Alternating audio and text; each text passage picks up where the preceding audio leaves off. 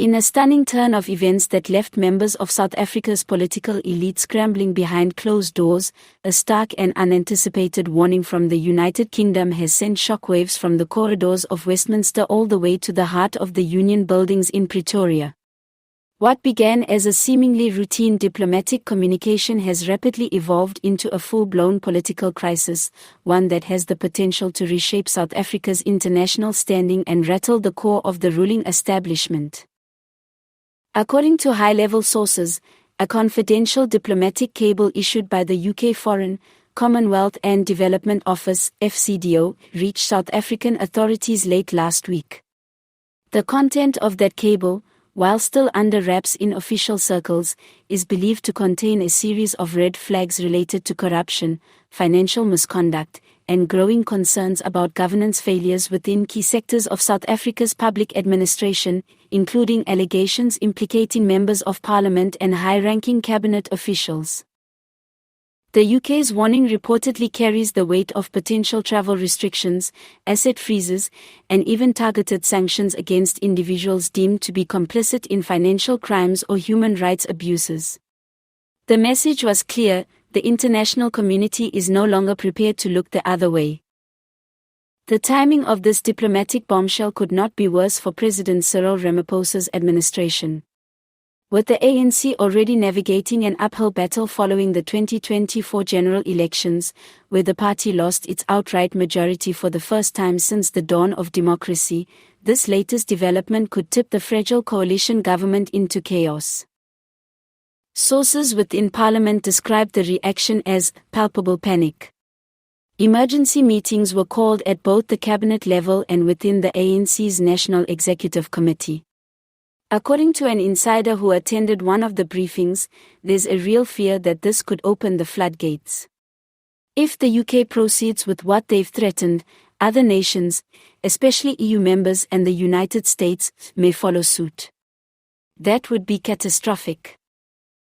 Compounding the urgency are reports that several of the UK's allegations stem from whistleblower testimony that emerged over the past few months.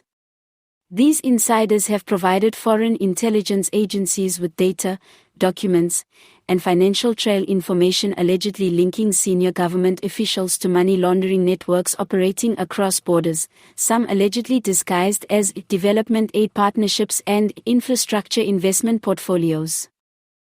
President Ramaphosa, known for his diplomatic finesse and cautious approach, is now facing the most precarious moment of his presidency.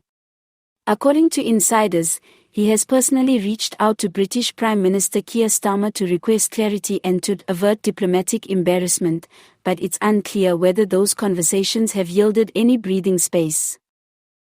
Publicly, the presidency has issued a vague and controlled statement, acknowledging ongoing international cooperation on governance and transparency matters, while emphasizing South Africa's commitment to rooting out corruption and strengthening state institutions.